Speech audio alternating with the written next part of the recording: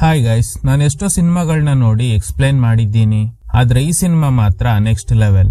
ನೀವು suspense thriller with twisted ending ಚಿತ್ರಗಳನ್ನ ಇಷ್ಟಪಡೋರಾದ್ರೆ ಈ ವಿಡಿಯೋನ ಎಲ್ಲೂ ಸ್ಕಿಪ್ ಮಾಡದೆ ಕೊನೆವರೆಗೂ ನೋಡಿ. ಒಂದು ಲೇಕ್ ನಲ್ಲಿ ನಡೆಯುವ ಮಿಸ್ಟೀರಿಯಸ್ ಘಟನೆಗಳನ್ನ ಬೇಸ್ ಮಾಡಿ ಸಖತ್ ಸಸ್ಪೆನ್ಸ್ಫುಲ್ ಆಗಿ ಹೇಳಿದ ಚಿತ್ರನೇ ಕ್ಯಾಡೋ ಲೇಕ್. ಮೂವಿ ಸ್ಟಾರ್ಟಿಂಗ್ ನಲ್ಲಿ ಚಿತ್ರದ ಹೀರೋ ಆಗಿರೋ ಪ್ಯಾರಿಸ್ ನ ತೋರಿಸ್ತಾರೆ. ಕಾರ್ ಸಮೇತ ನೀರೊಳಗಡೆ ಬಿದ್ದೋಗಿದ್ದಾನೆ. ಪಕ್ಕದಲ್ಲಿ ಅವ್ರ ತಾಯಿ ಕೂಡ ಇದ್ದಾರೆ. ಅವ್ರ ಸೀಟ್ ಬೆಲ್ಟ್ ನ ತೆಗಿಯೋದಕ್ಕೆ ಟ್ರೈ ಮಾಡ್ತಾನೆ, ಆದ್ರೆ ಆಗೋದೇ ಇಲ್ಲ. ಉಸಿರಾಡೋದಕ್ಕೆ ತೊಂದರೆ ಆಗ್ತಿರೋದ್ರಿಂದ ಮೇಲ್ಗಡೆ ಬರ್ತಾನೆ. ಕಟ್ ಮಾಡಿದ್ರೆ ಕೆಲವು ದಿನಗಳ ನಂತರ ಪ್ಯಾರಿಸ್ ಒಂದು ಬೋಟ್ ನಲ್ಲಿ ಕೆಲಸ ಮಾಡ್ತಾ ಇದ್ದಾನೆ. ಈ ಲೇಕ್ ನಲ್ಲಿ ನೀರಿನ ಮಟ್ಟ ತುಂಬಾ ಕಡಿಮೆ ಆಗ್ತಿದೆ. ನೀರ್ ಜಾಸ್ತಿ ಇದ್ರೆ ಮಾತ್ರ ಬೋಟ್ ನಲ್ಲಿ ಓಡಾಡೋಕೆ ಸಾಧ್ಯ. ಸೊ ಈಗ ನೀರ್ ಕಡಿಮೆ ಇರೋದ್ರಿಂದ ತುಂಬಾ ಸಮಸ್ಯೆ ಆಗ್ತಿದೆ. ಮರ ಬಿದ್ದಿರೋದ್ರಿಂದ ಬೇರೆ ರೂಟ್ ಅಲ್ಲಿ ಹೋಗ್ತಾರೆ. ಈ ಲೇಕ್ ಗೆ ಅಡ್ಡಲಾಗಿ ಒಂದು ಬ್ರಿಡ್ಜ್ ಕಟ್ತಾ ಇದ್ದಾರೆ. ಪ್ಯಾರಿಸ್ ಅವ್ರ ಎಕ್ಸ್ ಗರ್ಲ್ ಫ್ರೆಂಡ್ ಅವ್ರ ತಾತ ತೀರ್ ಹೋಗಿದ್ರಿಂದ ಇವನ್ ತಂದೆ ಫ್ಯೂನರಲ್ ಗೆ ಹೋಗೋ ನಿರ್ಧಾರ ಮಾಡ್ತಾರೆ. ಸೊ ಪ್ಯಾರಿಸ್ ಅವ್ರ ತಂದೆನ ಡ್ರಾಪ್ ಮಾಡೋದಕ್ಕೆ ಹೋಗ್ತಾನೆ.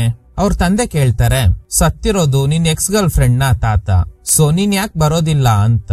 ನಮ್ ರಿಲೇಟಿವ್ಸ್ ಎಲ್ಲ ನಿನ್ನ ಕೊನೆದಾಗಿ ನೋಡಿರೋದು ಯಾವಾಗ ಗೊತ್ತಾ? ನಿಮ್ ತಾಯಿ ತೀರ್ ಹೋದ್ಮೇಲೆನೆ ಅವರೆಲ್ಲ ನಿನ್ನ ಕೊನೆದಾಗಿ ನೋಡಿರೋದು. ಈಗ ನೀನು ದೊಡ್ಡವನಾಗಿದ್ಯಾ, ಯಾಕೆ ನೀನು ಅವ್ರನ್ನೆಲ್ಲ ಒಂದ್ಸಲ ನೋಡ್ಬಾರ್ದು ಅಂತ. ಆದ್ರೆ ಪ್ಯಾರಿಸ್ಗೆ ಇದ್ರಲ್ಲೆಲ್ಲ ಇಷ್ಟನೇ ಇಲ್ಲ. ಅವ್ರ ತಂದೆನ ಡ್ರಾಪ್ ಮಾಡಿ ಅಲ್ಲಿಂದ ಹೋಗ್ತಾನೆ. ಇಲ್ಲಿ ಬ್ಲಾಕ್ ಡ್ರೆಸ್ ಅಲ್ಲಿರೋ ಹುಡುಗಿನೇ ಪ್ಯಾರಿಸ್ ನ ಎಕ್ಸ್ ಗರ್ಲ್ ಫ್ರೆಂಡ್.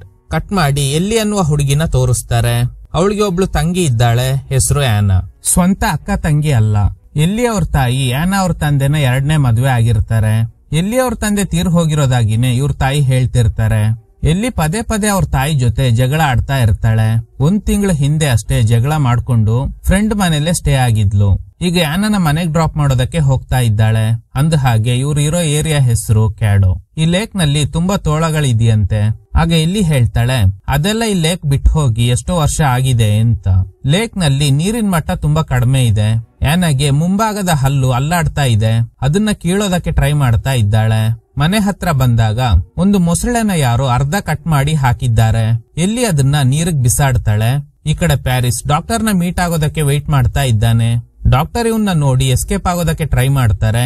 ಡಾಕ್ಟರ್ ಯಾಕೆ ಇವನಿಂದ ತಪ್ಸ್ಕೊಳ್ಳೋದಕ್ಕೆ ಟ್ರೈ ಮಾಡ್ತಾ ಇದ್ದಾರೆ ಅನ್ನೋದನ್ನ ನೋಡೋದಾದ್ರೆ ಇವನು ಪದೇ ಪದೇ ಒಂದೇ ಪ್ರಶ್ನೆನ ಕೇಳ್ತಾ ಇರ್ತಾನೆ. ಅದೇನಂದ್ರೆ, ನಮ್ ತಾಯಿಗೆ ಹೇಗೆ ಆಕ್ಸಿಡೆಂಟ್ ಆಯ್ತು, ಬ್ರಿಡ್ಜ್ ಇಂದ ನದಿ ಒಳಗಡೆ ಕಾರ್ ಹೇಗ್ ಬಿದ್ದೋಯ್ತು. ಅದೇ ಸೀನ್ ನ ನಮ್ಗೆ ಮೂವಿ ಸ್ಟಾರ್ಟಿಂಗ್ ನಲ್ಲಿ ತೋರಿಸಿರ್ತಾರೆ. ಡಾಕ್ಟರ್ ಹೇಳೋ ಪ್ರಕಾರ ನಿಮ್ ತಾಯಿಗೆ ಪಿಡ್ಸ್ ಬರುತ್ತೆ. ಈ ಕಾಯಿಲೆ ಇರೋರು ಡ್ರೈವಿಂಗ್ ಮಾಡಬಾರ್ದು. ಆದ್ರೆ ಅವರು ಓವರ್ ಕಾನ್ಫಿಡೆನ್ಸ್ ನಲ್ಲಿ ಡ್ರೈವಿಂಗ್ ಮಾಡಿದ್ದಾರೆ. ಕರೆಕ್ಟ್ ಆಗಿ ಆ ಬ್ರಿಡ್ಜ್ ಹತ್ರ ಹೋಗುವಾಗ ಅವರಿಗೆ ಪಿಡ್ಸ್ ಬಂದಿದೆ. ಸೊ ಇದ್ರಿಂದಾನೇ ಕಾರ್ ಕಂಟ್ರೋಲ್ ತಪ್ಪಿ ಬ್ರಿಡ್ಜ್ ಇಂದ ಕೆಳಗಡೆ ಬಿದ್ದಿದೆ. ಈ ಆಕ್ಸಿಡೆಂಟ್ ನಲ್ಲಿ ನೀನ್ ಸರ್ವೈವ್ ಆಗಿದ್ಯಾ. ಅನ್ಫಾರ್ಚುನೇಟ್ಲಿ ನಿಮ್ ತಾಯಿ ತೀರ್ ಹೋದ್ರು ಅಂತ. ನೋ ಡಾಕ್ಟರ್, ಕಳೆದ 6 ವರ್ಷಗಳಿಂದ ಒಂದ್ಸಲ ಕೂಡ ಅವರಿಗೆ ಪಿಡ್ಸ್ ಬಂದೇ ಇಲ್ಲ. ಅದು ಹೇಗೆ ಕರೆಕ್ಟ್ ಆಗಿ ಆ ಬ್ರಿಡ್ಜ್ ಮೇಲೆ ಬರುವಾಗ್ಲೇ ಅವ್ರಿಗೆ ಪಿಡ್ಸ್ ಬರೋದಕ್ಕೆ ಸಾಧ್ಯ? ಡಾಕ್ಟರ್ ಹೇಳ್ತಾರೆ, ಪಿಡ್ಸ್ ಅನ್ನೋದು ಹೇಳಿ ಕೇಳಿ ಬರೋದಿಲ್ಲ.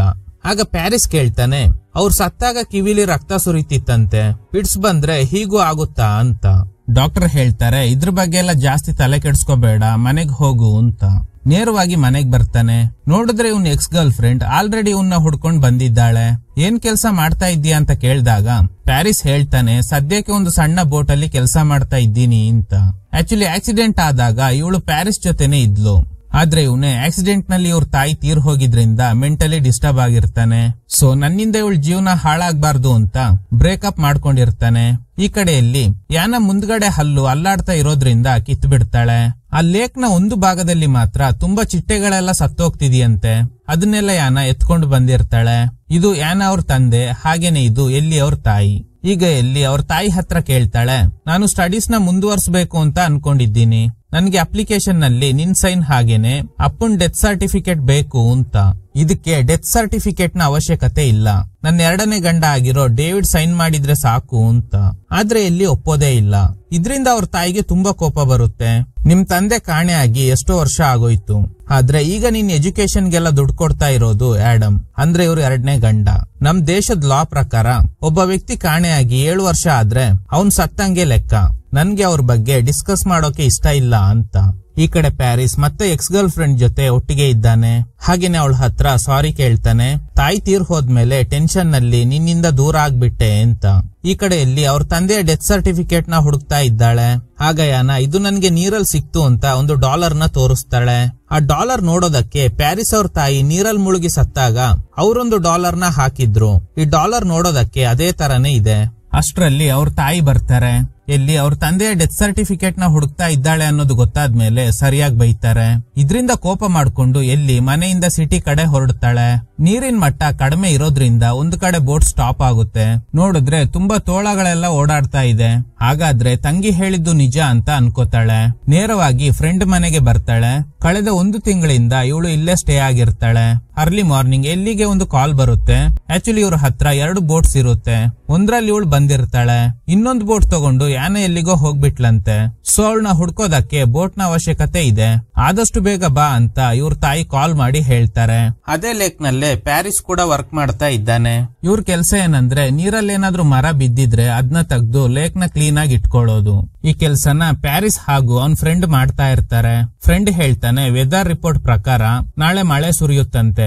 ಇನ್ ಕೇಸ್ ಹೀಗೆ ಮಳೆ ಬಂದ್ರೆ ನಮ್ ಕೆಲ್ಸ ಕಡಿಮೆ ಆಗುತ್ತೆ ಅಂತ. ಈ ಕಡೆ ಯಾನ ಕಾಣೆ ಆಗಿರೋ ವಿಷಯ ಗೊತ್ತಾದ್ಮೇಲೆ ಎಲ್ಲಿ ಮನೆ ಕಡೆ ಹೊರಟಿದ್ದಾಳೆ.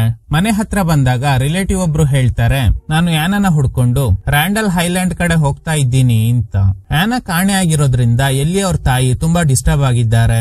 ಆಗ ಡೇವಿಡ್ ಎಲ್ಲಿ ತಂದಿದ್ದ ಬೋಟ್ ನಲ್ಲೇ ಯಾನನ್ನ ಹುಡುಕ್ಬೇಕು ಅಂತ ಹೋಗಿ ನೋಡಿದ್ರೆ ಬೋಟ್ ಕಾಣಿಸ್ತಾ ಇಲ್ಲ. ಇದ್ರಿಂದ ಎಲ್ಲಿಗೆ ಗಾಬರಿ ಆಗುತ್ತೆ. ನಾನ್ ಇಲ್ಲೇ ಕಟ್ಟಿದ್ದೆ ಅಂತ. ನಾನಿಲ್ಲಿ ಬೋಟ್ ನ ಕಟ್ತಾ ಇರುವಾಗ ನಿಮ್ ತಮ್ಮ ಕೂಡ ಯಾವ್ದೋ ಹೈಲ್ಯಾಂಡ್ ಕಡೆ ಹೋಗ್ತಿರೋದಾಗಿ ಹೇಳಿದ್ರು. ಬೇಕಿದ್ರೆ ಅವ್ರನ್ನೇ ಕೇಳ್ ನೋಡಿ ಅಂತ. ಡೇವಿಡ್ಗೆ ತುಂಬಾ ಕೋಪ ಬರ್ತಿದೆ. ಒಂದ್ ಕಡೆ ಯಾನ ಕಾಣೆ ಆಗಿದ್ದಾಳೆ, ಇವಳು ಬೇರೆ ಇಲ್ಲೇ ಬೋಟ್ ನ ಕಟ್ಟಿದ್ದೆ ಅಂತ ಹೇಳ್ತಾ ಇದ್ದಾಳೆ. ಆದ್ರೆ ಈಗ ಆ ಬೋಟ್ ಎಲ್ಲಿ ಹೋಯ್ತು ಅಂತ. ಈ ಲೇಕ್ ನ ಪಕ್ಕದ ಫಾರೆಸ್ಟ್ ಅಲ್ಲಿ ಒಂದು ಪೈಪ್ ಲೈನ್ ಇದೆ. ನೋಡೋದಕ್ಕೆ ಹಳೆ ಪಂಪ್ ಸೆಟ್ ತರಾನೇ ಇದೆ. ಇದೇ ಪೈಪ್ ಲೈನ್ ಗೆ ಬೋಟ್ ಡಿಕ್ಕಿ ಹೊಡೆದಿದ್ರಿಂದಾನೆ ಇವ್ರ ಬೋಟ್ ಸ್ಟಾಪ್ ಆಗಿರುತ್ತೆ. ಸ್ವಲ್ಪ ಮುಂದೆ ಹೋದಾಗ ತೋಳಗಳು ಕಿರ್ಚೋ ಶಬ್ದ ಕೇಳ್ತಿದೆ. ಹಾಗೆ ಇವನಿಗೆ ಕೈಕಾಲೆಲ್ಲ ನಡ್ಗೋದಕ್ಕೆ ಶುರುವಾಗುತ್ತೆ. ನೀರಲ್ಲಿ ತುಂಬಾ ವಸ್ತುಗಳು ಬಿದ್ದಿದೆ.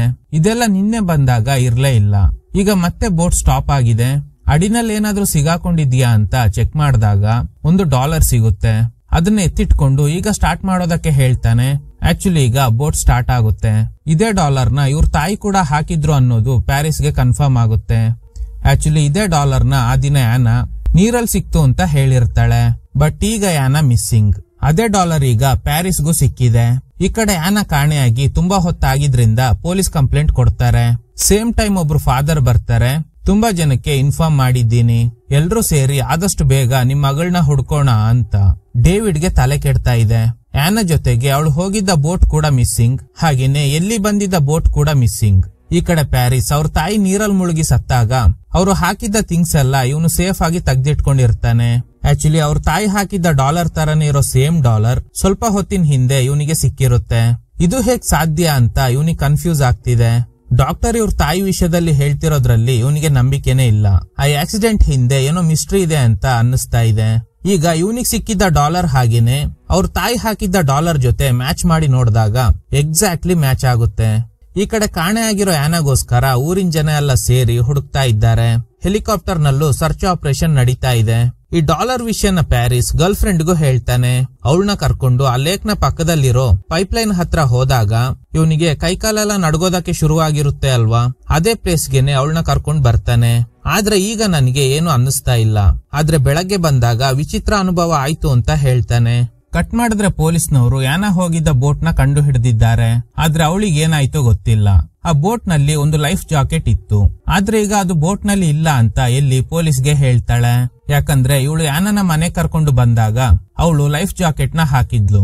ಸೊ ಈಗ ಸೇಮ್ ಬೋಟ್ ಸಿಕ್ಕಿದೆ, ಆದ್ರೆ ಲೈಫ್ ಜಾಕೆಟ್ ಮಿಸ್ಸಿಂಗ್.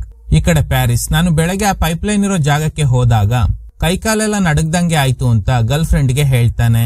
ಈ ಕಡೆಯಲ್ಲಿ ತಾಯಿ ಜೊತೆ ಕಾರ್ನಲ್ಲಿ ಹೋಗ್ತಾ ಇರುವಾಗ ನೀವು ಯಾನ ಜೊತೆ ಏನಾದ್ರೂ ರೂಢಾಗಿ ನಡ್ಕೊಂಡ್ರಾ ಅಂತ ಕೇಳ್ತಾಳೆ. ಇವರು ಹಾಗೆಲ್ಲ ಏನೂ ಇಲ್ಲ, ನಿನ್ನೆ ನೀನು ಮನೆಯಿಂದ ಹೋದ್ಮೇಲೆ ಅವಳು ನಿನ್ನ ಫಾಲೋ ಮಾಡ್ಕೊಂಡೆ ಬಂದಿದ್ದಾಳೆ ಅನ್ಸುತ್ತೆ, ಅದ್ ಬಿಟ್ರೆ ನನ್ಗೇನು ಗೊತ್ತೇ ಇಲ್ಲ ಅಂತ.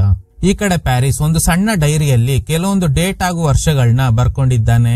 1985 ಫೈಲ್ ನೋಡ್ತಾನೆ. 1985ಕ್ಕೆ ರಿಲೇಟ್ ಆಗಿರೋ ಹಾಗೆ ಡೈರಿನಲ್ಲಿ ಕೆಲವೊಂದು ವಿಷಯಗಳನ್ನ ಬರ್ದಿರ್ತಾನೆ. ಇವ್ರ ತಾಯಿಗೆ ಯಾವಾಗೆಲ್ಲ ಪಿಡ್ಸ್ ಬಂದಿರುತ್ತೋ ಆ ಡೇಟ್ ನ ಇವ್ರ ತಂದೆ ಬರ್ದಿಟ್ಟಿರ್ತಾರೆ. 1985 ಆದ್ಮೇಲೆ 1993 ನಲ್ಲಿ 3 ಸಲ ಇವ್ರ ತಾಯಿಗೆ ಪಿಡ್ಸ್ ಬಂದಿದೆ. ಹಾಗೇನೆ 1985 ನಲ್ಲಿ ಇವ್ರ ತಾಯಿಗೆ ಪಿಡ್ಸ್ ಬಂದಾಗ ಕ್ಯಾಡೋ ಲೇಕ್ ನಲ್ಲಿ ನೀರಿನ ಮಟ್ಟ ಕಮ್ಮಿ ಇತ್ತಂತೆ. ಈಗ ಹೇಗೆ ಆ ಲೇಕ್ ನಲ್ಲಿ ನೀರಿನ ಮಟ್ಟ ಕಡಿಮೆ ಆಗಿದ್ಯೋ ಆಲ್ಮೋಸ್ಟ್ ಅದೇ ತರ ಬೋಟ್ ಸಿಕ್ಕಿದ ಪ್ಲೇಸ್ ನಲ್ಲಿ ನನ್ ತಂಗಿ ಇರೋ ಸಾಧ್ಯತೆ ಇದೆ, ಅಲ್ಲೋಗಿ ಹುಡುಕ್ ನೋಡಿದ್ರ ಅಂತ ಎಲ್ಲಿ ಪೊಲೀಸ್ ಅವ್ರನ್ನ ಕೇಳ್ತಾಳೆ. ಬೋಟ್ ಸಿಕ್ಕಿರೋ ಜಾಗದಲ್ಲಿ ನೀರಿನ ಮಟ್ಟ ತುಂಬಾ ಕಡಿಮೆ ಇದೆ, ಮುಂದೆ ಹೋಗಿ ಹುಡ್ಕೋದಕ್ಕೆ ಆಗ್ತಿಲ್ಲ ಅಂತ. ಆದ್ರೆ ಇವಳಿಗೆ ಅನ್ನಿಸ್ತಾ ಇದೆ ಯಾನ ಅಲ್ಲೇ ಎಲ್ಲೋ ಸಿಗಾಕೊಂಡಿದ್ದಾಳೆ ಅಂತ. ಈ ಕಡೆ 1972 ನಲ್ಲೂ ಲೇಕ್ ನಲ್ಲಿ ತುಂಬಾ ನೀರ್ ಕಮ್ಮಿ ಇದೆ. ಆಗ್ಲೂ ನಮ್ ತಾಯಿಗೆ ಪಿಡ್ಸ್ ಬಂದಿತ್ತು ಅಂತ ಗರ್ಲ್ ಫ್ರೆಂಡ್ ಗೆ ಹೇಳ್ತಾನೆ. ಇವಳಿಗೆ ಚಿಂತೆ ಏನಂದ್ರೆ ತಾಯಿಗ್ ಬಂದಿರೋ ಅದೇ ಕಾಯಿಲೆ ಅಂದ್ರೆ ಪಿಡ್ಸ್ ಈಗ ಇವನಿಗೂ ಶುರು ಆಗ್ತಿದ್ಯಾ ಅಂತ. ಪ್ಯಾರಿಸ್ ಹೇಳ್ತಾನೆ, ನನಗೆ ಇದುವರೆಗೂ ಪಿಡ್ಸ್ ಬಂದೇ ಇಲ್ಲ, ಆದ್ರೆ ಆ ದಿನ ಲೇಕ್ ನ ಪಕ್ಕದಲ್ಲಿರೋ ಪೈಪ್ಲೈನ್ ಹತ್ರ ಹೋದಾಗ ನನಗೆ ಪಿಡ್ಸ್ ಬರೋ ತರ ಫೀಲ್ ಆಯ್ತು. ನನ್ಗೆ ಅನ್ಸೋ ಪ್ರಕಾರ ಆ ಲೇಕ್ ನಲ್ಲಿ ನೀರಿನ ಮಟ್ಟ ಕಡಿಮೆ ಆದಾಗ ಏನೋ ನಡೀತಾ ಇದೆ ಅಂತ ಹೇಳ್ತಾನೆ. ಯಾನ ಕಾಣೆ ಆಗಿರೋ ತರಾನೇ ನಮ್ ತಂದೆ ಕೂಡ ಕಾಣೆ ಆಗಿದ್ದಾರೆ, ಇದ್ರಲ್ಲಿ ಏನೋ ಮಿಸ್ಟ್ರಿ ಇದೆ ಅಂತ ಹೇಳ್ದಾಗ ಎಲ್ಲಿ ಅವ್ರ ತಾಯಿ ಹೇಳ್ತಾರೆ, ಮಿಸ್ಟ್ರಿ ಎಲ್ಲ ಏನೂ ಇಲ್ಲ, ನಿಮ್ ತಂದೆ ಬೇರೆ ಹುಡುಗಿ ಜೊತೆ ಓಡೋಗಿದ್ದಾರೆ ಅಷ್ಟೇ. ಆಕ್ಚುಲಿ ನಾನು ಆ ಹುಡುಗಿ ಜೊತೆ ಗಲಾಟೆ ಮಾಡಿದ್ದೆ, ಅದೇ ಹುಡುಗಿ ಜೊತೆನೆ ನಿಮ್ ತಂದೆ ಅಫೇರ್ ಇಟ್ಕೊಂಡಿದ್ರು, ಇದಾದ್ಮೇಲೆ ನಿಮ್ ತಂದೆ ಕಾಣೆ ಆಗ್ಬಿಟ್ರು ಅಂತ. ಇದನ್ ಕೇಳಿ ಎಲ್ಲಿ ಹೊರಗಡೆ ಬರ್ತಾಳೆ.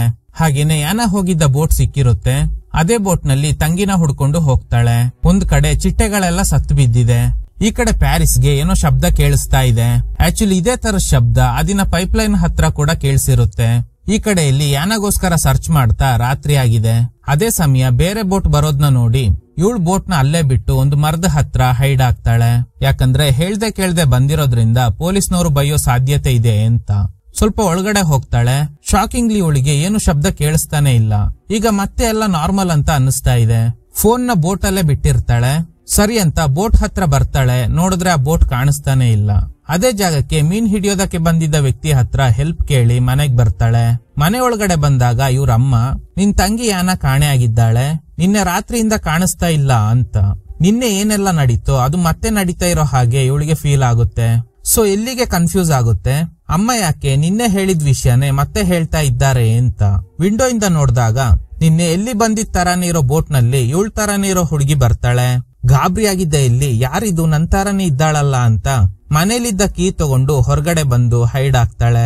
ಇವಳ ತರಾನೇ ಇರೋ ಹುಡುಗಿ ಬಂದಿದ್ದ ಅದೇ ಬೋಟ್ ನಲ್ಲಿ ಎಲ್ಲಿ ಅಲ್ಲಿಂದ ಹೊರಡ್ತಾಳೆ. ನಿನ್ನೆ ಇವಳು ಬಂದಿದ್ದ ಬೋಟ್ ಕಾಣೆ ಆಗಿತ್ತು, ಅದನ್ನ ಇವಳೇ ತಗೊಂಡು ಹೋಗಿರ್ತಾಳೆ. ಕನ್ಫ್ಯೂಸ್ ಆಗ್ತಿದ್ಯಾ? ಅವಳೇ ಹೇಗೆ ಬೋಟ್ ನ ದಡದಲ್ಲಿ ಕಟ್ಟಿ ಮನೆಗ್ ಬಂದ ಗ್ಯಾಪ್ ಅಲ್ಲಿ ಅವಳೇ ಹೇಗೆ ಬೋಟ್ ತಗೊಂಡು ಹೋಗೋದಕ್ಕೆ ಸಾಧ್ಯ ಅಂತ. ಅದಕ್ಕೆ ಉತ್ತರ ಕ್ಲೈಮ್ಯಾಕ್ಸ್ ನಲ್ಲಿ ಸಿಗುತ್ತೆ. ಈಗ ಬೋಟ್ ಅಲ್ಲಿ ಬರ್ತಿರೋ ಇಲ್ಲಿಗೆ ಕೈಯೆಲ್ಲ ನಡ್ಗೋದಕ್ಕೆ ಶುರು ಆಗ್ತಿದೆ. ಈ ಕಡೆ ಪ್ಯಾರಿಸ್ ಬೋಟ್ ನಲ್ಲಿ ಅದೇ ಲೇಕ್ ನಲ್ಲೇ ಸುತ್ತಾಡ್ತಾ ಇದ್ದಾನೆ. ಕಟ್ ಮಾಡಿದ್ರೆ ಎಲ್ಲಿ 4A ಅಂತ ಬರ್ದಿರೋ ಬ್ರಿಡ್ಜ್ ನ ಕ್ರಾಸ್ ಮಾಡಿ ಹೋಗ್ತಾಳೆ. ಆ ಬ್ರಿಡ್ಜ್ ಕೊಲ್ಯಾಪ್ಸ್ ಆಗೋಗಿದೆ. ಈ ಕಡೆ ಪ್ಯಾರಿಸ್ ಕೂಡ ಅದೇ ಬ್ರಿಡ್ಜ್ ಹತ್ರನೇ ಇದ್ದಾನೆ. 4A ಅಂತ ಬರ್ದಿರೋ ಸೇಮ್ ಬ್ರಿಡ್ಜ್ ಹತ್ರನೇ ಅವನು ಕೂಡ ಬರ್ತಾ ಇದ್ದಾನೆ. ಆದ್ರೆ ಅದು ಡ್ಯಾಮೇಜ್ ಏನೂ ಆಗಿಲ್ಲ. ಇಬ್ರು ಒಂದೇ ಜಾಗದಲ್ಲೇ ಇದ್ದಾರೆ. ಅಂದ್ರೆ ಇವರಿಬ್ರು ಬೇರೆ ಬೇರೆ ಟೈಮ್ ಲೈನ್ ನಲ್ಲಿ ಇದ್ದಾರೆ. ಬ್ರಿಡ್ಜ್ ಚೆನ್ನಾಗಿರೋದ್ರಿಂದ ಪ್ಯಾರಿಸ್ ಈಸಿಯಾಗಿ ಕ್ರಾಸ್ ಮಾಡ್ಕೊಂಡು ಹೋಗ್ತಾನೆ. ಆದ್ರೆ ಇವಳು ಹೋಗ್ತಿರುವಾಗ ಸೇಮ್ ಬ್ರಿಡ್ಜ್ ಹೊಡೆದೋಗಿರೋದ್ರಿಂದ ಕಷ್ಟಪಟ್ಟು ಕ್ರಾಸ್ ಮಾಡ್ತಾಳೆ. ಅವಳೊಂದು ಬೋಟ್ ನ ಕಂಡು ಹಿಡಿತಾಳೆ. ಆ ಬೋಟ್ ಅಲ್ಲಿ ಯಾರು ಇಲ್ಲ. ಪ್ಯಾರಿಸ್ ಕೂಡ ಸೇಮ್ ಪ್ಲೇಸ್ ನಲ್ಲೇ ಇದ್ದಾನೆ. ಎಲ್ಲಿ ಯಾನ ಅಂತ ಕರೀತಾ ಇರೋದು ಇವನಿಗೆ ಕೇಳಿಸ್ತಾ ಇದೆ. ಗಾಬರಿಯಾಗಿದ್ದ ಪ್ಯಾರಿಸ್ ಹೇಗೂ ನೀರ್ ಕಡಿಮೆ ಇರೋದ್ರಿಂದ ಬೋಟ್ ಇಂದ ಇಳಿದು ಶಬ್ದ ಬರ್ತಿರೋ ಕಡೆ ಹೋಗ್ತಾನೆ.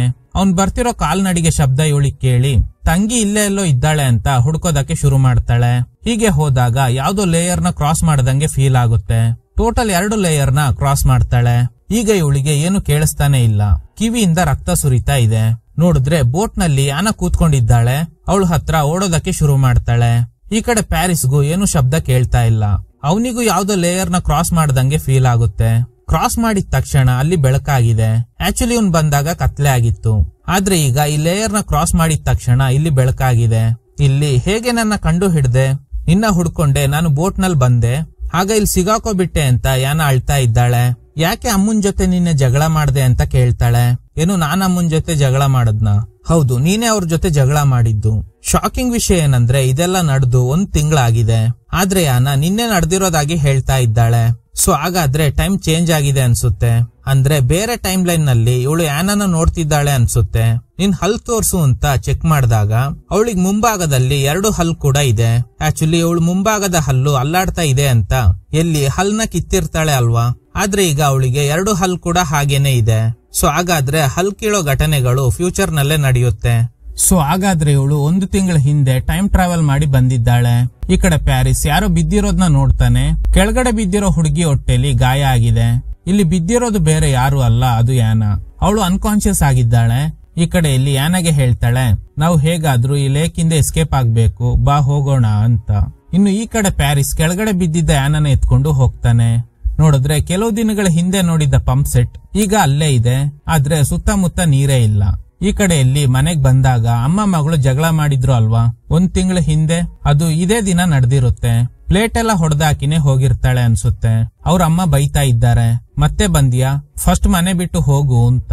ಅವಳು ಹೊರಗಡೆ ಬಂದಾಗ ಡೇವಿಡ್ ಹೇಳ್ತಾರೆ, ಅಮ್ಮನ್ ಜೊತೆ ಯಾರಾದ್ರೂ ಈ ರೀತಿ ಎಲ್ಲ ಗಲಾಟೆ ಮಾಡ್ತಾರ, ಇನ್ನೊಂದ್ಸಲ ಈ ತರ ನಡ್ಕೊಂಡ್ರೆ ಪೊಲೀಸ್ ಕಂಪ್ಲೇಂಟ್ ಕೊಡ್ತೀನಿ ಅಂತ. ಆಗ ಎಲ್ಲಿ ಹೇಳ್ತಾಳೆ, ಯಾವುದೇ ಕಾರಣಕ್ಕೂ ಯಾನನ ಆ ಕ್ಯಾಡೋ ಲೇಕ್ ಕಡೆ ಕಳಿಸ್ಲೇಬೇಡಿ ಅಂತ ವಾರ್ನಿಂಗ್ ಕೊಡ್ತಾಳೆ. ಇದೇ ತರ ಕೆಲವು ದಿನಗಳ ನಂತರ ಅವಳು ನನ್ನ ಹುಡ್ಕೊಂಡ್ ಬರ್ತಾಳೆ, ಯಾವುದೇ ಕಾರಣಕ್ಕೂ ಅವಳನ್ನ ಮಾತ್ರ ಹೋಗೋದಕ್ ಬಿಡ್ಬೇಡಿ ಅಂತ. ಆದ್ರೆ ಇವ್ರಿಗೆ ಏನು ಅರ್ಥನೇ ಆಗ್ತಿಲ್ಲ. ಇವ್ರು ಆ ಜಗಳದ ವಿಷಯನ ಮಾತ್ರ ಮಾತಾಡ್ತಾ ಇದ್ದಾರೆ. ಅರ್ಥ ಆಗ್ತಿದ್ಯಾ? ಈಗ ಇವಳು 1 ತಿಂಗಳ ಹಿಂದೆ ಟೈಮ್ ಟ್ರಾವೆಲ್ ಮಾಡಿ ಬಂದಿದ್ದಾಳೆ. ಇನ್ಮೇಲೆನೆ ಇವಳು ಅವ್ರ ತಾಯಿ ಜೊತೆ ಇವ್ರ ತಂದೆ ಡೆತ್ ಸರ್ಟಿಫಿಕೇಟ್ ವಿಷಯವಾಗಿ ಜಗಳ ಮಾಡ್ಕೊಂಡು ಮನೆ ಬಿಟ್ಟು ಹೋಗ್ತಾಳೆ. ಆಮೇಲೆನೆ ಇವಳನ್ನ ಹುಡ್ಕೊಂಡು ಹಿಂದೆನೆ ಹೋಗೋದು. ಅದೆಲ್ಲ ಇನ್ ಮುಂದೆನೆ ನಡೆಯುತ್ತೆ.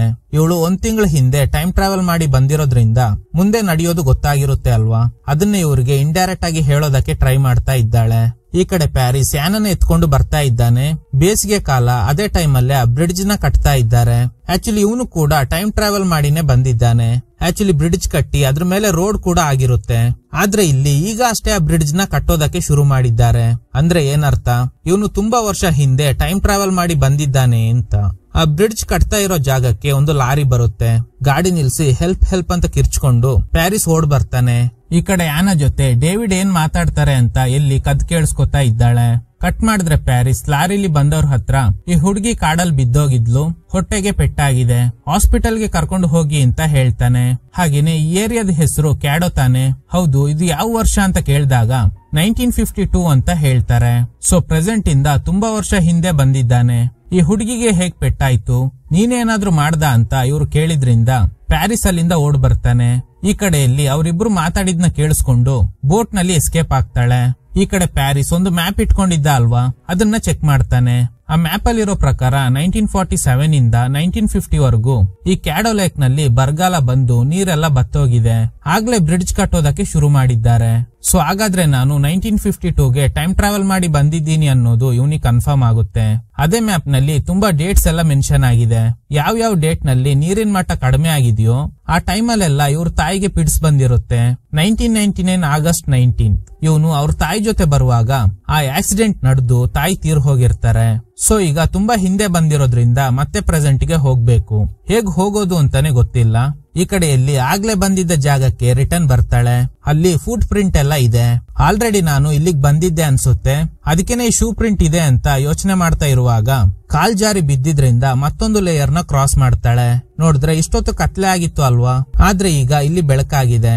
ಹೀಗೆ ಹೋದಾಗ ಇನ್ನೊಂದು ಲೇಯರ್ ನ ಕ್ರಾಸ್ ಮಾಡ್ತಾಳೆ. ಇಲ್ಲಿ ತುಂಬಾ ಹಿಮದಿಂದ ಕೂಡಿದೆ. ಮತ್ತೊಂದು ಲೇಯರ್ ನ ಕ್ರಾಸ್ ಮಾಡಿದಾಗ ಮತ್ತೆ ಬೆಳಕಾಗುತ್ತೆ. ಈ ಕಡೆ ಪ್ಯಾರಿಸ್ ಕಾಡಿನೊಳಗಡೆ ಬರುವಾಗ ತುಂಬಾ ಚಿಟ್ಟೆಗಳು ಒಂದು ದಿಕ್ಕಿಗೆ ಹೋಗ್ತಿರೋದ್ನ ನೋಡ್ತಾನೆ. ಒಂದು ಲೇಯರ್ ನ ಕ್ರಾಸ್ ಮಾಡ್ತಾನೆ. ಈಗ ಆ ಚಿಟ್ಟೆಗಳು ಕಾಣಿಸ್ತಾನೆ ಇಲ್ಲ. ಈ ಕಡೆ ಇಲ್ಲಿಗೆ ಏನೋ ಶಬ್ದ ಕೇಳಿದ್ರಿಂದ ಶಬ್ದ ಕೇಳ್ತಿರೋ ಡೈರೆಕ್ಷನ್ ಗೆ ಹೋದಾಗ ಬೋಟ್ ನಲ್ಲಿ ಅವಳ ಫೋನ್ ರಿಂಗ್ ಆಗ್ತಾ ಇದೆ. ಆಗ ತುಂಬಾ ಚಿಟ್ಟೆಗಳು ಹಾರ್ ಬರ್ತಿರೋದ್ನ ನೋಡ್ತಾಳೆ. ಒಂದು ಸೀನ್ ನಲ್ಲಿ ಬೋಟ್ ಸ್ಟಾಪ್ ಆಗಿರುತ್ತೆ. ಬೇರೆ ಬೋಟ್ ಬಂದಾಗ ಹೈಡ್ ಆಗೋದಕ್ಕೆ ಹೋಗಿ ಬೇರೆ ಟೈಮ್ ಲೈನ್ ಗೆ ಬಂದಿರ್ತಾಳೆ. ಮತ್ತೆ ಬಂದು ನೋಡಿದಾಗ ಬೋಟ್ ಕಾಣೆ ಆಗಿರುತ್ತೆ ಅಲ್ವಾ. ಈಗ ಅದೇ ಟೈಮ್ ಲೈನ್ ಗೆನೆ ಬಂದಿದ್ದಾಳೆ ಅನ್ಸುತ್ತೆ. ಆ ಕಡೆಯಿಂದ ಮಾತಾಡ್ತಾ ಇರೋದು ಇವಳಿಗೆ ಕೇಳಿಸ್ತಾನೆ ಇಲ್ಲ. ಹೆಲ್ಪ್ ಅಂತ ಯಾರೋ ಕಿರ್ಚ್ತಾ ಇರೋ ಶಬ್ದ ಕೇಳಿಸುತ್ತೆ. ಸೊ ಈ ಟೈಮ್ ಲೈನ್ ಮಿಸ್ ಆಗ್ಬಾರ್ದು ಅಂತ ಬೋಟ್ ನಲ್ಲಿದ್ದ ಹಗ್ಗ ತೆಗೆದು ಒಂದು ಮರಕ್ಕೆ ಕಟ್ಟಿ ಅದನ್ನ ಹಿಡ್ಕೊಂಡು ಒಳಗಡೆ ಹೋಗೋದಕ್ಕೆ ಶುರು ಮಾಡ್ತಾಳೆ. ಯಾಕಂದ್ರೆ ಟೈಮ್ ಟ್ರಾವೆಲ್ ಮಾಡಿದ್ರೂನು ಇವಳು ಟೈಮ್ ಲೈನ್ ಗುರ್ತು ಹಿಡಿಯೋದಕ್ಕೆ ಹೆಲ್ಪ್ ಆಗ್ಲಿ ಅಂತ ಹೀಗ್ ಮಾಡ್ತಾಳೆ. ಈಗ ಕಣ್ಣಿಗೆ ಕಾಣದೇ ಇರೋ ಒಂದು ಲೇಯರ್ ನ ಕ್ರಾಸ್ ಮಾಡ್ತಾಳೆ. ಅಂದ್ರೆ ಬೇರೊಂದು ಟೈಮ್ ಲೈನ್ ಗೆ ಬಂದಿದ್ದಾಳೆ ಅಂತ ಅರ್ಥ. ಈ ಕಡೆ ಪ್ಯಾರಿಸ್ ಕೂಡ ಅಲ್ಲೇ ಸುತ್ತಾಡ್ತಾ ಇದ್ದಾನೆ. ಅವನಿಗೂ ಎಲ್ಲಿ ಕಟ್ಟಿದ್ದ ಹಗ್ಗ ಕಾಣಿಸುತ್ತೆ. ಏನಿದು ಹಗ್ಗ ಇದೆಯಲ್ಲ ಅಂತ ಅದನ್ನ ಫಾಲೋ ಮಾಡ್ಕೊಂಡು ಹೋಗ್ತಾನೆ. ಆ ಕಡೆ ಅವಳು ಒಂದು ಲೇಯರ್ ನ ಕ್ರಾಸ್ ಮಾಡಿ ಬೇರೆ ಟೈಮ್ ಲೈನ್ ಗೆ ಹೋಗ್ಬಿಟ್ಲು. ಇವನು ಕೂಡ ಒಂದು ಲೇಯರ್ ನ ಕ್ರಾಸ್ ಮಾಡಿ ಬೇರೊಂದು ಟೈಮ್ ಲೈನ್ ಗೆ ಹೋಗ್ಬಿಟ್ಟ. ಎಲ್ಲಿ ಹಗ್ಗನ ಒಂದು ಮರಕ್ಕೆ ಕಟ್ತಾಳೆ. ಯಾಕಂದ್ರೆ ಹಗ್ಗ ಇಷ್ಟೇ ಉದ್ದ ಇರೋದು. ಹಗ್ಗದ ಎಂಡ್ ಅಲ್ಲಿ ಎಲ್ಲಿ ಇದ್ರೆ ಹಗ್ಗದ ಸ್ಟಾರ್ಟಿಂಗ್ ಪಾಯಿಂಟ್ ಅಂದ್ರೆ ಬೋಟ್ ಇರೋ ಜಾಗದಲ್ಲಿ ಪ್ಯಾರಿಸ್ ಇದ್ದಾನೆ. ಅಂದ್ರೆ ಏನರ್ಥ, ಎಲ್ಲಿ ಮೊದ್ಲಿದ್ಲು ಅಲ್ವಾ ಆ ಟೈಮ್ ಲೈನ್ ಗೆ ಇವನ್ ಟ್ರಾವೆಲ್ ಮಾಡಿ ಬಂದಿದ್ದಾನೆ. ಅದೇ ತರ ಇವಳು ಪ್ಯಾರಿಸ್ ಮೊದ್ಲಿದ್ದ ಕಾಲಘಟ್ಟಕ್ಕೆ ಟೈಮ್ ಟ್ರಾವೆಲ್ ಮಾಡಿ ಹೋಗಿದ್ದಾಳೆ. ಅಂದ್ರೆ ಅವಳು 1952ಗೆ ಹೋದ್ರೆ ಇವನು ಪ್ರೆಸೆಂಟ್ ಗೆ ಬಂದಿರ್ತಾನೆ. ಅಲ್ಲಿ ಅವಳಿಗೆ ಒಂದು ಲೈಫ್ ಜಾಕೆಟ್ ಸಿಗುತ್ತೆ. ಅದ್ರಲ್ಲಿ ಯಾನಾ ಅಂತ ಬರ್ದಿದೆ. ಅಂದ್ರೆ ಇದು ಯಾನಾ ಹಾಕಿದ ಲೈಫ್ ಜಾಕೆಟ್ ಆಗಿರುತ್ತೆ. ಅಂದ್ರೆ ಇವಳು ಈಗ 1952ಗೆ ಬಂದಿದ್ದಾಳೆ ಅಂತ ಅರ್ಥ. ಯಾಕಂದ್ರೆ ಇದೇ ಟೈಮ್ ಲೈನ್ ನಲ್ಲಿ ಅವನಿಗೆ ಯಾನಾ ಸಿಕ್ಕಿ ಹಾಸ್ಪಿಟಲ್ ಗೆ ಕಳ್ಸಿರ್ತಾನೆ. ಈ ಕಡೆ ಪ್ಯಾರಿಸ್ ಎಲ್ಲಿ ತಂದಿದ್ದ ಬೋಟ್ ನ ಸ್ಟಾರ್ಟ್ ಮಾಡೋದಕ್ಕೆ ಟ್ರೈ ಮಾಡ್ತಾನೆ. ಅದೇ ತರ ಇಲ್ಲಿಗೆ ಒಂದು ಹಳೆ ಬೋಟ್ ಸಿಕ್ಕಿದ್ರಿಂದ ಅದ್ರಲ್ಲೇ ಹೋಗ್ತಾಳೆ. ಈ ಕಡೆ ಇವನು ಬೋಟ್ ತಗೊಂಡು 4A ಅಂತ ಬರ್ದಿದ್ದ ಬ್ರಿಡ್ಜ್ ಹತ್ರ ಬರ್ತಾನೆ. ಆಕ್ಚುಲಿ ಇವನ್ ಬಂದಾಗ ಅದು ಚೆನ್ನಾಗೇ ಇತ್ತು. ಆದ್ರೆ ಈಗ ಎಲ್ಲ ಬಿದ್ದೋಗಿದೆ. ಸೊ ಈಗ ಇವನಿಗೆ ಗೊತ್ತಾಗುತ್ತೆ ನಾನು ಬೇರೊಂದು ಟೈಮ್ ಲೈನ್ ನಲ್ಲಿ ಇದ್ದೀನಿ ಅಂತ. ಆಗ ಅಲ್ಲಿಗೆ ಪೊಲೀಸ್ನವರು ಬರ್ತಾರೆ. ಈ ಬೋಟ್ ನಿಂದೇನಾ ಅಂತ. ಹೆದ್ರಿದ್ದ ಇವನು ಬೋಟ್ ತಗೊಂಡು ಸ್ಪೀಡ್ ಆಗಿ ಹೋಗ್ತಾನೆ. ಪೊಲೀಸ್ನವರು ಹಿಂದೆನೆ ಫಾಲೋ ಮಾಡ್ಕೊಂಡ್ ಬರ್ತಾರೆ. ಯಾಕಂದ್ರೆ ಇವರಿಗೆ ಅವನ್ ಮೇಲೆ ಡೌಟ್ ಇದೆ. ಅಂದ್ರೆ ಈಗ ಪ್ಯಾರಿಸ್ ಹೋಗ್ತಿರೋ ಬೋಟ್ ನಲ್ಲೇ ಯಾನಾ ಕಾಣೆ ಆಗಿದ್ಲು. ಮೇ ಬಿ ಇವನೇ ಅವಳಿಗೆ ಏನೋ ಮಾಡಿದ್ದಾನೆ ಅಂತ ಪೊಲೀಸ್ನವ್ರಿಗೆ ಅನ್ನಿಸ್ತಾ ಇದೆ. ನೀರಿನ ಮಟ್ಟ ಕಡಿಮೆ ಇರೋದ್ರಿಂದ ಒಂದು ಮರಕ್ಕೆ ಡಿಕ್ಕಿ ಹೊಡೆದು ಕೆಳಗಡೆ ಬಿದ್ದೋಗ್ತಾನೆ. ಈ ಕಡೆಯಲ್ಲಿ 2005ಗೆ ಬಂದಿದ್ದಾಳೆ. ಆಕ್ಚುಲಿ ಇದು ಪ್ಯಾರಿಸ್ ಜೀವನ ಮಾಡ್ತಿದ್ದ ಕಾಲಘಟ್ಟ. ಅಂದ್ರೆ ಇವಳು ತುಂಬಾ ವರ್ಷ ಹಿಂದೆ ಬಂದಿದ್ದಾಳೆ. ಈ ಕಡೆ ಪ್ಯಾರಿಸ್ಗೆ ಬೋಟಿಂದ ಬಿದ್ದು ಪೆಟ್ಟಾಗಿದ್ರಿಂದ ಹಾಸ್ಪಿಟಲ್ಗೆ ಸೇರಿಸ್ತಾರೆ. ಇದು ಯಾವ ವರ್ಷ ಅಂತ ಕೇಳ್ತಾನೆ. ಆಕ್ಚುಲಿ ಇದು 2022. ಮತ್ತೆ ಇವನಿಗೆ ಪಿಟ್ಸ್ ಬರೋದಕ್ಕೆ ಶುರುವಾಗುತ್ತೆ. ಟೈಮ್ ಟ್ರಾವೆಲ್ ಮಾಡಿ ಬಂದಿರೋ ವಿಷಯನೇ ಗೊತ್ತಿಲ್ಲದೆ ಇವಳು ಯಾನಾಗೋಸ್ಕರ ಸರ್ಚ್ ಮಾಡ್ತಾ ಇದ್ದಾಳೆ. ಆಕ್ಚುಲಿ ಇವಳು ಟೈಮ್ ಲೈನ್ ಯಾವುದು 2022. ಅದೇ ಟೈಮ್ ಲೈನ್ ನಲ್ಲೇ ಯಾನಾ ಕಾಣೆ ಆಗಿರ್ತಾಳೆ. ಆದ್ರೆ ಈಗ ಇವಳು ಬಂದಿರೋದು 2005. ಅಂದ್ರೆ 17 ವರ್ಷ ಹಿಂದೆ ಬಂದಿದ್ದಾಳೆ. ಅಲ್ಲೊಂದು ಕಾರ್ನ ನೋಡ್ತಾಳೆ. ಅದ್ರಲ್ಲಿ ಒಂದು $1 ಇದೆ. ಈ ಕಡೆ ಪ್ಯಾರಿಸ್ ನ ಪೊಲೀಸ್ನವರು ಅರೆಸ್ಟ್ ಮಾಡಿದ್ದಾರೆ. ಆ ಬೋಟ್ ನಲ್ಲಿ ನೀನು ಹೇಗ್ ಬಂದೆ? ಅದೇ ಬೋಟ್ ನಲ್ಲಿ ಒಂದು ಚಿಕ್ಕ ಹುಡುಗಿ ಕಾಣೆಯಾಗಿದ್ದಾಳೆ. ಅವಳಿಗೆ ಏನಾಯ್ತು ಅಂತ ಕೇಳ್ತಾರೆ. ಈಗ ಇವನು ಟೈಮ್ ಟ್ರಾವೆಲ್ ಮಾಡಿ ಬಂದಿರೋ ವಿಷಯ, ಆ ಹುಡುಗಿ ಕಾಣೆಯಾಗಿರೋ ವಿಷಯ ಎಲ್ಲ ನನಗೆ ಗೊತ್ತಿಲ್ಲ ಅಂತ ಹೇಳಿದ್ರು ಇವರೆಲ್ಲ ನಂಬೋದಿಲ್ಲ. ಸೊ ಅದಕ್ಕೆ ಸೈಲೆಂಟ್ ಆಗಿದ್ದಾನೆ. ಅಲ್ಲಿ ನೋಡಿದ್ರೆ ಇಲ್ಲಿ ಕಾರ್ ಒಳಗಡೆ ನುಗ್ಗಿ ಆ $1 ನ ನೋಡ್ತಾಳೆ. ಆಕ್ಚುಲಿ ಈ $1 ನ ಇವಳು ಯಾನ ಹತ್ರ ನೋಡಿರ್ತಾಳೆ. ಈಗ ಕಾರ್ ಓನರ್ ಇಲ್ಲೇನ್ ಮಾಡ್ತಾ ಇದ್ದೀಯಾ, ಯಾರ್ ನೀನು ಅಂತ. ಈ $1 ನಿಮ್ಗೆ ಹೇಗ್ ಸಿಕ್ತು? ಇದು ನನ್ ತಂಗಿದು. ಈ ವಿಷಯದಲ್ಲಿ ಇಬ್ಬರ ನಡುವೆ ಜಗಳ ನಡೆಯುತ್ತೆ. ಈ ಲೇಡಿ ಮಗಳು ಬೇರೆ ಅಳ್ತಾ ಇದ್ದಾಳೆ. ಈ ಕಥೆನಲ್ಲಿ ಸ್ವಲ್ಪ ಹೊತ್ತಿನ ಹಿಂದೆ ಎಲ್ಲಿ ಅವ್ರ ತಾಯಿ ನಿಮ್ ತಂದೆ ಬೇರೆ ಹುಡುಗಿ ಜೊತೆ ಓಡೋಗ್ಬಿಟ್ರು. ಆ ಹುಡುಗಿ ಜೊತೆ ನಾನು ಜಗಳ ಮಾಡಿದ್ದೆ, ಆಗ ನೀನ್ ಚಿಕ್ಕವಳು ಅಂತ ಹೇಳಿರ್ತಾಳೆ ಅಲ್ವಾ. ಆ ಘಟನೆ ಈಗ್ಲೇ ನಡೀತಾ ಇದೆ. ಇಲ್ಲಿ ಮಗು ಆಗಿರೋದು ಎಲ್ಲಿ.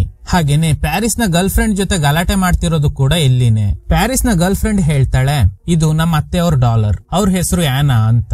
ಕೆಳಗಡೆ ಮಿಸ್ಸಿಂಗ್ ಅಂತ ಬರ್ದಿರೋ ಪಾಂಪ್ಲೆಟ್ಸ್ ಬಿದ್ದಿದೆ. ಇದೇ ನನ್ ಗಂಡ, ಅವ್ರ ತಾಯಿ $1 ಇದು. ಅಂದ್ರೆ ನಮ್ಮ ಅತ್ತೆ, ಅವ್ರ ಹೆಸರು ಯಾನಾ ಅಂತ ಹೇಳ್ತಾಳೆ. ನನ್ ಗಂಡ ಕಾಣೆ ಆಗ್ಬಿಟ್ಟ, ಅವ್ನ್ ನನ್ನ ಬಿಟ್ಟು ಹೋಗೋದಕ್ಕೂ ಮುಂಚೆ ಈ $1 ನ ಕೊಟ್ಟೋದ ಅಂತ. ಇವಳು ಆ ಪಾಂಪ್ಲೆಟ್ ನ ನೋಡ್ತಾಳೆ. ಅದನ್ನ ನೋಡಿ ಎಲ್ಲಿಗೆ ಗಾಬರಿ ಆಗುತ್ತೆ. ನನ್ ಗಂಡ ನಿನ್ಗೆ ಗೊತ್ತಾ ಅಂತ ಕೇಳ್ತಾಳೆ. ಮಗಳು ಬೇರೆ ಅಳ್ತಾ ಇದ್ದಾಳೆ. ಮಗು ಹೆಸರು ಎಲ್ಲಿ. ಅಳ್ಬೇಡ ಅಂತ ಹೆಸರು ಹೇಳಿ ಸಮಾಧಾನ ಮಾಡ್ತಿರೋದ್ ನೋಡಿ ಎಲ್ಲಿಗೆ ಮತ್ತಷ್ಟು ಗಾಬರಿ ಆಗುತ್ತೆ. ಯಾಕಂದ್ರೆ ಇವಳ ಹೆಸರು ಕೂಡ ಎಲ್ಲಿನೇ. ಆ ಲೇಡಿ ಕೈಯಲ್ಲಿರೋ ಮಗು ನಾನೇ ಅನ್ನೋದು ಇವಳಿಗೆ ಕನ್ಫರ್ಮ್ ಆಗುತ್ತೆ. ಪ್ಯಾರಿಸ್ ನ ಗರ್ಲ್ ಫ್ರೆಂಡ್ ಯಾರಂದ್ರೆ ಎಲ್ಲಿಯ ತಾಯಿ. ಅಂದ್ರೆ ತನ್ನ ತಾಯಿನ ಎಲ್ಲಿ 17 ವರ್ಷ ಹಿಂದೆ ಟೈಮ್ ಟ್ರಾವೆಲ್ ಮಾಡಿ ಬಂದು ನೋಡ್ತಾ ಇದ್ದಾಳೆ. ಈ ಪ್ಯಾರಿಸ್ ಯಾರಂದ್ರೆ ಎಲ್ಲಿಯ ತಂದೆ. ಕಾಣೆಯಾಗಿರೋ ಪ್ಯಾರಿಸ್ ತೀರ್ ಹೋದ ಅಂತ ಹೇಳಿ ಫ್ಯೂನರಲ್ ಎಲ್ಲ ಮಾಡಿರ್ತಾರೆ. ಆ ಕಾಣೆಯಾದ ಎಲ್ಲಿಯ ತಂದೆನೆ ಈ ಪ್ಯಾರಿಸ್. ಎಲ್ಲಿಯ ಅಮ್ಮ ಹಾಗೇನೆ ಪ್ಯಾರಿಸ್ ನ ಗರ್ಲ್ ಫ್ರೆಂಡ್ ಇಬ್ರು ಕೂಡ ಒಂದೇ ಕ್ಯಾರೆಕ್ಟರ್ ಅನ್ನೋದು ಈಗ ನಮಗ್ ಗೊತ್ತಾಗುತ್ತೆ. ಇದ್ರಲ್ಲಿ ಇನ್ನೊಂದು ಟ್ವಿಸ್ಟ್ ಏನಂದ್ರೆ ಪ್ಯಾರಿಸ್ ನ ತಾಯಿ ಹೆಸರು ಯಾನಾ, ಆದ್ರೆ ಯಾನಾ ಎಲ್ಲಿಯ ತಂಗಿ. ಆದ್ರೆ ಯಾನಾನ ಪ್ಯಾರಿಸ್ ಸೇವ್ ಮಾಡಿ 1952ರಲ್ಲಿ ಬ್ರಿಡ್ಜ್ ಕಟ್ತಾ ಇರೋ ಸಂದರ್ಭದಲ್ಲಿ ಹಾಸ್ಪಿಟಲ್ಗೆ ಸೇರ್ಸೋದಕ್ಕೆ ಹೇಳಿರ್ತಾನೆ ಅಲ್ವಾ. ಸೊ ಆ ಟೈಮ್ ಲೈನ್ ಗೆ ಹೋಗಿದ್ರಿಂದ ಎಲ್ಲಿಗೆ ತಂಗಿಯಾಗಿದ್ದ ಯಾನಾ ಈಗ ಎಲ್ಲಿಗೆ ಅಜ್ಜಿ. ಇದೆಲ್ಲ ರಿಯಲೈಸ್ ಆದ್ಮೇಲೆ ಎಲ್ಲಿಗೆ ಶಾಕ್ ಆಗುತ್ತೆ. ಹೆದ್ರಿ ಓಡೋದಕ್ಕೆ ಶುರು ಮಾಡ್ತಾಳೆ. ಈ ಕಡೆ ಪೊಲೀಸ್ನವರು ಆ ಹುಡುಗಿನ ನೀನು ಏನ್ ಮಾಡ್ದೆ, ನಿಜ ಹೇಳು ಅಂತ ಫೋರ್ಸ್ ಮಾಡ್ತಾ ಇದ್ದಾರೆ. ಪ್ಯಾರಿಸ್ ಸೈಲೆಂಟ್ ಆಗೇ ಇದ್ದಾನೆ. ಅದೇ ಸಮಯ ಮಳೆ ಜೋರಾಗಿ ಬರ್ತಾ ಇದೆ. ಆ ಲೇಕ್ ನಲ್ಲಿ ನೀರಿನ ಮಟ್ಟ ಕಡಿಮೆ ಆದಾಗ ಮಾತ್ರ ಟೈಮ್ ಟ್ರಾವೆಲ್ ಮಾಡೋದಕ್ಕೆ ಸಾಧ್ಯ. ಆಗ್ಲೇ ಪಿಟ್ಸ್ ಬಂದ ಅನುಭವ ಆಗುತ್ತೆ. ಈಗ ಮಳೆ ಬೇರೆ ಜಾಸ್ತಿ ಬರ್ತಾ ಇರೋದ್ರಿಂದ ನೀರಿನ ಮಟ್ಟ ಜಾಸ್ತಿ ಆದ್ರೆ ಟೈಮ್ ಟ್ರಾವೆಲ್ ಮಾಡೋದಕ್ಕೆ ಆಗಲ್ಲ. ಸೊ ಇದೆಲ್ಲ ರಿಯಲೈಸ್ ಆದ್ಮೇಲೆ ಪ್ಯಾರಿಸ್ಗೆ ಟೆನ್ಷನ್ ಆಗ್ತಿದೆ. ಈ ಕಡೆ 2005ರ ಟೈಮ್ ಲೈನ್ ನಲ್ಲಿರೋ ಎಲ್ಲಿ ಒಂದು ಬ್ರೌಸಿಂಗ್ ಸೆಂಟರ್ ಗೆ ಬರ್ತಾಳೆ. ಫಸ್ಟ್ 10 ನಿಮಿಷ ಫ್ರೀ ಅಂತೆ. Date August 27, 2005. ತಂಗಿ ಹೆಸರನ್ನ ಗೂಗಲ್ ನಲ್ಲಿ ಸರ್ಚ್ ಮಾಡ್ತಾಳೆ, ಆದ್ರೆ ಯಾವುದೇ ರಿಸಲ್ಟ್ ಬರೋದಿಲ್ಲ. ಯಾಕಂದ್ರೆ ಆನಾ ಬೆನೆಟ್ ಅಂತ ಹಾಕಿ ಸರ್ಚ್ ಮಾಡಿರ್ತಾಳೆ. ಬೆನೆಟ್ ಅನ್ನೋದು ಆನಾ ಅವ್ರ ತಂದೆ ಹೆಸರು. Full name David Bennett. ಈಗ ಇಲ್ಲಿ ಆನಾ ಲ್ಯಾಂಗ್ ಅಂತ ಫ್ಯಾಮಿಲಿ ನೇಮ್ ನ ಹಾಕಿ ಸರ್ಚ್ ಮಾಡಿದಾಗ ರಿಸಲ್ಟ್ ಬರುತ್ತೆ. ಒಂದು ಕಾರ್ ಆಕ್ಸಿಡೆಂಟ್ ನಲ್ಲಿ ಬ್ರಿಡ್ಜ್ ಮೇಲಿನಿಂದ ಕಾರ್ ಬಿದ್ದು ಆನಾ ತೀರ್ ಹೋಗಿರೋದಾಗಿ ಆರ್ಟಿಕಲ್ ನಲ್ಲಿ ಇದೆ. ಈ ಕಡೆ ಬೇರೆ ಜೈಲಿಗೆ ಪ್ಯಾರಿಸ್ ನ ಶಿಫ್ಟ್ ಮಾಡೋದಕ್ಕೆ ಅಂತ ಹ್ಯಾಂಡ್ ಕಫ್ ನ ರಿಮೂವ್ ಮಾಡ್ತಾರೆ. ಈ ಕಡೆ ಆನಾ ಬಗ್ಗೆ ಬೇರೆ ಏನಾದ್ರೂ ಡೀಟೇಲ್ಸ್ ಇದೆಯಾ ಅಂತ ಎಲ್ಲಿ ಸರ್ಚ್ ಮಾಡಿದಾಗ ಆನಾ ಅಜ್ಜಿ ಆಗ್ಬಿಟ್ಟಿದ್ದಾಳೆ. ಅವಳ ಕತ್ತಲ್ಲಿ ಅದೇ ಡಾಲರ್ ಇದೆ. ಈ ಕಡೆ ಪ್ಯಾರಿಸ್ ರೆಸ್ಟ್ ರೂಮ್ ಗೆ ಹೋಗ್ತೀನಿ ಅಂತ ಹೇಳಿ ಹಾಸ್ಪಿಟಲ್ ಇಂದ ಎಸ್ಕೇಪ್ ಆಗೋದಕ್ಕೆ ಟ್ರೈ ಮಾಡ್ತಾನೆ. ಈ ಕಡೆ ಆನಾ ಸತ್ತಾಗ ಅವಳಿಗೆ 55 ವರ್ಷ ಅಂತ ಮೆನ್ಷನ್ ಆಗಿದೆ. ಈ ವರ್ಷದಿಂದ 55ನ ಕಳೆದ್ ನೋಡಿದ್ರೆ ಕಾಣೆ ಆದಾಗ ಆನಾಗೆ 8 ವರ್ಷ. ಆ 8ನ ಕೂಡಿಸಿದಾಗ 1952 ಆಗುತ್ತೆ. ಏನಾಗಿದೆ ಅಂದ್ರೆ 2022 ನಲ್ಲಿ ಎಲ್ಲಿ ಅವ್ರ ತಾಯಿ ಜೊತೆ ತಂದೆ ಡೆತ್ ಸರ್ಟಿಫಿಕೇಟ್ ವಿಷಯವಾಗಿ ಗಲಾಟೆ ಮಾಡ್ಕೊಂಡು ಮನೆಯಿಂದ ಹೋದ್ಮೇಲೆ ಹಿಂದೆನೆ ಬಂದಿದ್ದ ಆನಾ ಏನೋ ಶಬ್ದ ಕೇಳಿ ಆ ಫಾರೆಸ್ಟ್ ಒಳಗಡೆ ಹೋದಾಗ ಬೇರೆ ಬೇರೆ ಲೇಯರ್ ನ ಕ್ರಾಸ್ ಮಾಡಿ 1952ಗೆ ಹೋಗಿರ್ತಾಳೆ.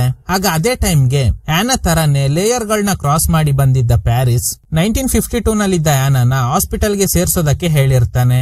ಸೊ 1952 ನಲ್ಲಿ ಈ ಏರಿಯಾದಲ್ಲಿ ಇದ್ದಿದ್ದು ಒಂದೇ ಸ್ಕೂಲ್. ಆ ಸ್ಕೂಲ್ ನ ವೆಬ್ಸೈಟ್ ಗೆ ಹೋಗಿ ಎಲ್ಲಿಯ ಫೋಟೋಸ್ ಏನಾದ್ರೂ ಇದೆಯಾ ಅಂತ ಚೆಕ್ ಮಾಡ್ತಾಳೆ. ಒಂದು ಗ್ರೂಪ್ ಫೋಟೋ ಸಿಗುತ್ತೆ. ಅದನ್ನ ಪ್ರಿಂಟ್ ಔಟ್ ತಗೋತಾಳೆ. ಪ್ಯಾರಿಸ್ ಇರೋ ಟೈಮ್ ಲೈನ್ ನಲ್ಲಿ ನ್ಯೂಸ್ ಪ್ರಸಾರ ಆಗ್ತಿದೆ. 3 ದಿನದ ಹಿಂದೆ ಕ್ಯಾಡೋ ಲೇಕ್ ನಲ್ಲಿ ಆನಾ ಬೆನೆಟ್ ಅನ್ನುವ ಹುಡುಗಿ ಕಾಣೆಯಾಗಿದ್ದಾಳೆ. ಅವಳಿಗೆ 8 ವರ್ಷ ಅಂತ. ಈ ಕಡೆಯಲ್ಲಿ ಪ್ರಿಂಟ್ ಔಟ್ ತೆಗೆದು ತಂಗಿ ಫೋಟೋ ಜೊತೆ ಮ್ಯಾಚ್ ಮಾಡಿ ನೋಡಿದಾಗ ಆ ಗ್ರೂಪ್ ಫೋಟೋನಲ್ಲಿ ಆನಾ ಇದ್ದಾಳೆ. ಈ ಕಡೆ ನ್ಯೂಸ್ ನಲ್ಲಿ ಕಾಣೆಯಾಗಿರೋ ಆನಾ ಫೋಟೋ ಹಾಕ್ತಾರೆ. ಅದನ್ನ ನೋಡಿ ಪ್ಯಾರಿಸ್ಗೆ ಅರ್ಥ ಆಗುತ್ತೆ, ಇದೇ ಹುಡುಗಿನ ನಾನು ಕಾಪಾಡಿ 1952 ನಲ್ಲಿ ಹಾಸ್ಪಿಟಲ್ ಗೆ ಸೇರ್ಸೋದಕ್ಕೆ ಹೇಳಿದ್ದೆ ಅಂತ. ಆನಾ ಕತ್ತಲಿದ್ದ ಡಾಲರ್ ನ ಈಗ ಅಷ್ಟೇ ಪ್ಯಾರಿಸ್ ನೋಟಿಸ್ ಮಾಡ್ತಾನೆ. ಈ ಕಡೆಯಲ್ಲಿ ತಂಗಿಯಾಗಿದ್ದ ಆನಾ ತುಂಬಾ ವರ್ಷ ಹಿಂದೆ ಟೈಮ್ ಟ್ರಾವೆಲ್ ಮಾಡಿ ಹೋಗಿರೋದ್ರಿಂದ ನನಗೆ ಅಜ್ಜಿ ಅಂದ್ರೆ ನಮ್ ತಂದೆ ಆಗಿರೋ ಪ್ಯಾರಿಸ್ ನ ತಾಯಿ ಅನ್ನೋದು ಗೊತ್ತಾದ್ಮೇಲೆ ಇವಳಿಗೆ ಶಾಕ್ ಆಗುತ್ತೆ. ಪ್ರತಿಯೊಂದು ವರ್ಷನೂ ಚೆಕ್ ಮಾಡ್ತಾಳೆ ತಂಗಿ ಹೇಗೆಲ್ಲ ಬೆಳೆದು ದೊಡ್ಡವಳಾಗಿದ್ದಾಳೆ ಅಂತ. ಆನಾಗೆ 55 ವರ್ಷ ಆಗಿದ್ದಾಗ ಬ್ರಿಡ್ಜ್ ಅಲ್ಲಿ ನಡೆದ ಆಕ್ಸಿಡೆಂಟ್ ನಲ್ಲಿ ತೀರ್ ಹೋಗಿದ್ದಾಳೆ ಅನ್ನೋದು ಇವಳಿಗೆ ಗೊತ್ತಾಗುತ್ತೆ. ಹಾಗೇನೆ ಆನಾ ಮದುವೆ ಆದಾಗ ತೆಗ್ದಿದ್ದ ಫೋಟೋ, ನೆಕ್ಸ್ಟ್ ಆನಾಗೆ ಪ್ಯಾರಿಸ್ ಮಗ ಆಗಿ ಹುಟ್ಟಿದಾಗ ಅವನ್ ಜೊತೆ ತೆಗ್ದಿದ್ದ ಫೋಟೋ ಜೊತೆಗೆ ಟೀನೇಜ್ ಅಲ್ಲಿ ಪ್ಯಾರಿಸ್ ತನ್ನ ತಾಯಿ ಜೊತೆ ಇರೋ ಫೋಟೋ ಕೂಡ ನೋಡ್ತಾಳೆ. ಈ ಕಡೆ ಹಾಸ್ಪಿಟಲ್ ನಲ್ಲಿ ಓಡಾಡ್ತಾ ಇದ್ದ ಪ್ಯಾರಿಸ್ ಬೆಂಜಮಿನ್ ಲ್ಯಾಂಗ್ ಅಂತ ಬರ್ದಿರೋ ವಾರ್ಡ್ ನಂಬರ್ ನ ನೋಡ್ತಾನೆ. ಆಕ್ಚುಲಿ ಇದು ಇವ್ರ ತಂದೆ ಹೆಸರು. ಒಳಗಡೆ ಹೋದಾಗ ಅವ್ರಿಗೆ ತುಂಬಾ ಸೀರಿಯಸ್ ಆಗಿದೆ. ಅಷ್ಟೇ ಅಲ್ಲದೆ ಅವ್ರಿಗೆ ತುಂಬಾ ಏಜ್ ಕೂಡ ಆಗಿರುತ್ತೆ. ತಾಯಿಗೆ ಆಗಿರೋದು ಸಾಧಾರಣ ಆಕ್ಸಿಡೆಂಟ್ ಅಲ್ಲ ಅನ್ನೋದನ್ನ ಅವರಿಗೆ ಅರ್ಥ ಮಾಡಿಸ್ತಾನೆ. ನಾನು ಅಮ್ಮನ್ನ ಕಂಡು ಹಿಡಿದು ಬಿಟ್ಟೆ. ಕ್ಯಾಡೋ ಲೇಕ್ ನಲ್ಲಿ ನೀರ್ ಕಡಿಮೆ ಇರುವಾಗ ಟೈಮ್ ಟ್ರಾವೆಲ್ ಮಾಡಬಹುದು. ಹೀಗೆ ಟೈಮ್ ಟ್ರಾವೆಲ್ ಮಾಡಿ 1952 ವರ್ಷಕ್ಕೆ ಹೋದವ್ರೆ ನಮ್ ತಾಯಿ ಆನಾ. ಸೊ ಅದ್ರಿಂದಾನೆ ಯಾವಾಗೆಲ್ಲ ಅಲ್ಲಿ ನೀರಿನ ಮಟ್ಟ ಕಡಿಮೆ ಆಗುತ್ತೋ ಅದೇ ಟೈಮ್ ಅಲ್ಲಿ ಅವ್ರಿಗೆ ಪಿಟ್ಸ್ ಬರೋದಕ್ಕೆ ಶುರು ಆಗ್ತಾ ಇತ್ತು. ಯಾಕಂದ್ರೆ ಅವ್ರ ಕಾಲಘಟ್ಟದಲ್ಲಿ ಇರೋದ್ರ ಬದಲು ಬೇರೆ ಕಾಲಘಟ್ಟದಲ್ಲಿ ಜೀವನ ಮಾಡ್ತಿರೋದ್ರಿಂದ ಅವ್ರಿಗೆ ಈ ಸಮಸ್ಯೆ ಶುರುವಾಗಿದೆ. ಅಮ್ಮನ್ನ ನಾನು ಚಿಕ್ಕ ಹುಡುಗಿ ಆಗಿರುವಾಗ್ಲೇ ನೋಡ್ದೆ. ಅವ್ರಿಗೆ ಹೊಟ್ಟೆಲಿ ಗಾಯ ಆಗಿ ಕೆಳಗಡೆ ಬಿದ್ದೋಗಿದ್ರು. ನಾನೇ ಅವ್ರನ್ನ ಹಾಸ್ಪಿಟಲ್ ಗೆ ಸೇರ್ಸಿ ಅಂತ ಬ್ರಿಡ್ಜ್ ಕಟ್ತಾ ಇದ್ದವ್ರಿಗೆ ಹೇಳ್ದೆ. ನೀರಲ್ಲಿ ಮುಳುಗಿ ಅವ್ರ ಅಮ್ಮ ಸತ್ತಾಗ ಸೇವ್ ಮಾಡೋಕೆ ಆಗದೆ ಕಷ್ಟಪಡ್ತಿದ್ದ ಪ್ಯಾರಿಸ್ ಅದೇ ತಾಯಿ ಚಿಕ್ಕ ವಯಸ್ಸಲ್ಲಿದ್ದಾಗ ಇವನೇ ಸೇವ್ ಮಾಡಿರ್ತಾನೆ. ಈಗ ನಾನು ನನ್ ಟೈಮ್ ಲೈನ್ ಗೆ ಹೋಗ್ಬೇಕು. ಈಗ ಮಳೆ ಜಾಸ್ತಿ ಬರ್ತಾ ಇರೋದ್ರಿಂದ ನೀರಿನ ಮಟ್ಟ ಜಾಸ್ತಿ ಆದ್ರೆ ನನ್ನಿಂದ ಟೈಮ್ ಟ್ರಾವೆಲ್ ಮಾಡೋದಕ್ ಆಗಲ್ಲ. ನಾನು ಹೇಗಾದ್ರೂ ನನ್ ಕಾಲಘಟ್ಟಕ್ಕೆ ಹೋಗ್ಲೇಬೇಕು. ಅಂದ್ರೆ 2005 ಗೆ ಹೋಗ್ತೀನಿ ಅಂತ ಹೇಳಿ ವಿಂಡೋ ಇಂದ ಇಳಿದು ಎಸ್ಕೇಪ್ ಆಗ್ತಾನೆ. ರೋಡ್ ನಲ್ಲಿ ಒಂದು ಕಾರ್ನ ಅಡ್ಡ ಹಾಕ್ತಾನೆ. ನೋಡಿದ್ರೆ ಅದ್ರಲ್ಲಿ ಡೇವಿಡ್ ಹಾಗೇನೆ ಎಲ್ಲಿ ಅವ್ರ ತಾಯಿ ಇದ್ದಾರೆ. ಅಂದ್ರೆ ಇವನ್ ಗರ್ಲ್ ಫ್ರೆಂಡ್ ಆ ಕಾರಲ್ಲಿ ಇರೋದು. ಅದು ಗೊತ್ತಿಲ್ಲದೆ ಅವ್ರನ್ನ ಕಾರಿಂದ ಇಳಿಸಿ ಅದೇ ಕಾರ್ ತಗೊಂಡು ಹೋಗ್ತಾನೆ. ಇವಳಿಗೆ ತಲೆ ಕೆಡ್ತಾ ಇದೆ.